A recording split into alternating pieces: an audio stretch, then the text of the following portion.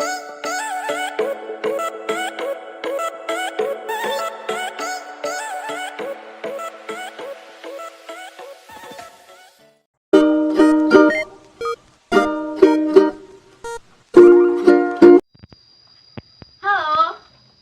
perkenalkan, aku Desindatia Sahyani, mahasiswa Universitas Negeri Yogyakarta, program studi pendidikan bahasa dan sastra Indonesia.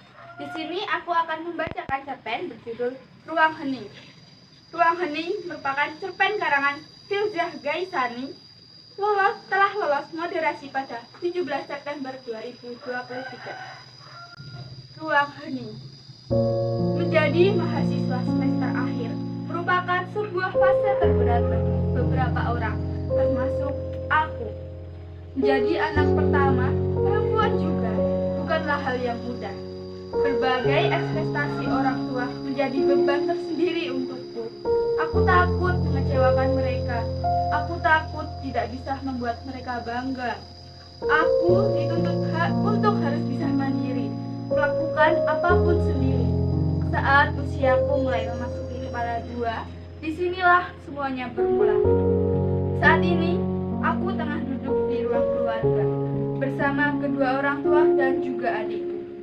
Lalu, tiba-tiba mamaku bertanya, "Kamu kapan lulusnya?" Dan aku menjawab, "Doakan saja, Ma, secepatnya. Mama harap kamu bisa cepat selesai, terus selanjutnya kerja." Ucap mama lagi. Aku hanya mengangguk sebagai jawaban. Jujur, aku sebenarnya tidak nyaman dengan situasi seperti ini. Dengan pertanyaan sama yang sudah berulang kali dinyatakan. Aku melangkah masuk ke kamar. Sebelum itu, aku minta izin ke orang tuaku agar tidak mengganggu dulu. Karena aku ingin fokus mengerjakan skripsi di kamar dengan tenang. Sebenarnya, hari ini bertepatan dengan wisuda ke-83. Beberapa teman seangkatanku sudah ada yang lulus dan wisuda hari ini. Jujur, aku iri dan tidak sanggup untuk sekedar berdiri dan mengucapkan selamat kepada mereka. Aku tahu bahwa proses setiap manusia itu tentu berbeda-beda. Aku sudah berdamai dengan kenyataan itu. Hanya saja, terkadang orang-orang di sekitarku tidak memahami hal itu, dan mereka terlalu berekspektasi tinggi pada diriku. Aku menatap laptopku. Tatapanku mengarah pada skripsi yang tak kunjung selesai, karena ada beberapa kendala yang membuatku sulit menyelesaikannya. Pikiranku berkelana jauh. Pikiranku bak benang kusut yang sulit untuk diurai. Overthinking dimulai. Di sudut ruang kamarku yang gelap ini, aku banyak merenung dan berakhir dengan menyalahkan diri sendiri. Pertanyaan-pertanyaan seperti, mengapa aku tidak bisa seperti mereka? Mengapa prosesku tidak semulus mereka? Terus muncul di kepalaku, namun segera aku tepis. Semenjak memasuki semester akhir ini, aku sering merasakan stres, jam tidur yang berantakan, insomnia setiap malam karena overthinking. Aku juga kehilangan motivasi dan semangat.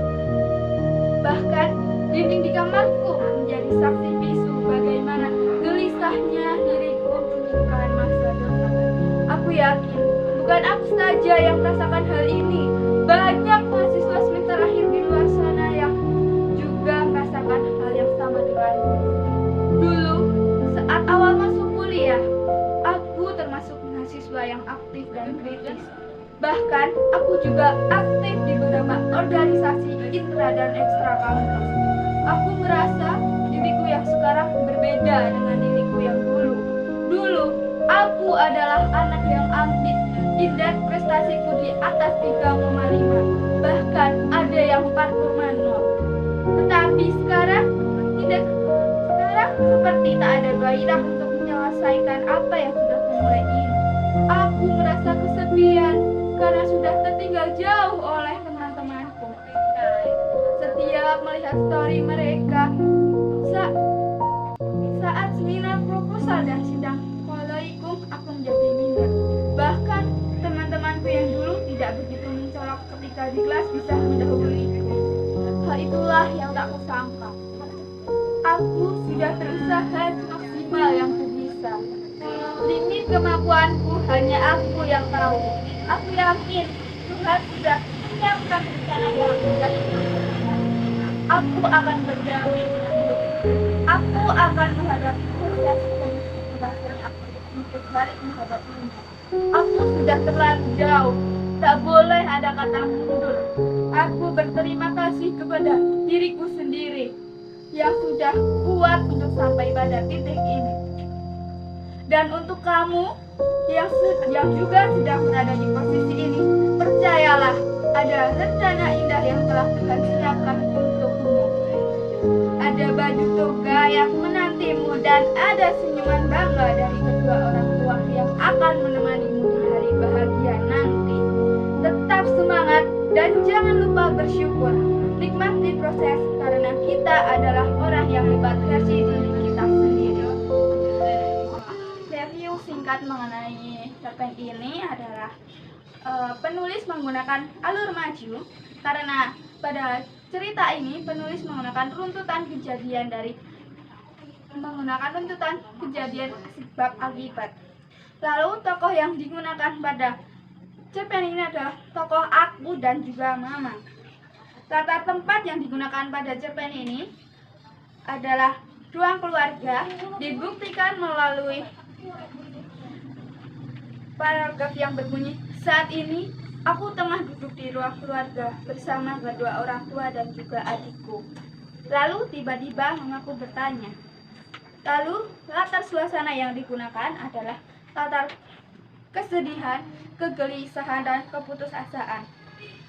Penulis menggunakan sudut pandang orang pertama sebagai pelaku utama. Hal ini dibuktikan dengan kata aku yang digunakan sebagai tokoh utama. Amanat dari cerita ini adalah apabila kita sedang berada dalam posisi terendah sekalipun, janganlah pernah untuk menyerah dan putus asa. Kita harus yakin bahwa Tuhan menciptakan takdir terbaik untuk kita. Dan teruslah semangat berusaha, karena usaha tidak akan pernah mengkhianati hasil.